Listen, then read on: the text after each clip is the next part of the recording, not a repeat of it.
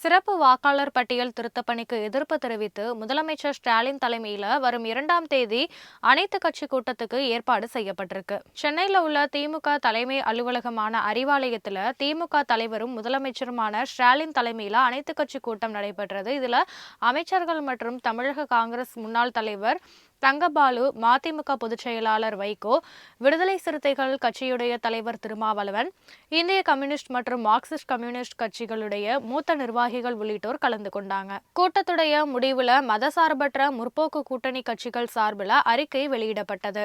தேர்தல் ஆணையத்துடைய செயல்பாடுகள் சர்ச்சைக்குரியதாக மட்டுமில்லாம சந்தேகத்துக்குரியதாகவும் இருப்பதாக அதுல தெரிவிக்கப்பட்டிருக்கு.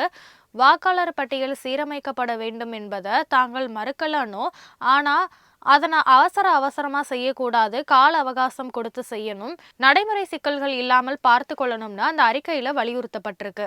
தமிழக மக்கள் வாக்குரிமையை பறிக்கும் சதித்திட்டம் இருக்கலாம் என்ற சந்தேகம் எழுவதாகவும் அறிக்கையில குறிப்பிடப்பட்டிருக்கு. இது தொடர்பான அனைத்து கட்சி கூட்டம் வரும் 2ஆம் தேதி முதலமைச்சர் ஸ்டாலின் தலைமையில சென்னையில நடைபெறும்னு அறிவிக்கப்பட்டிருக்கு.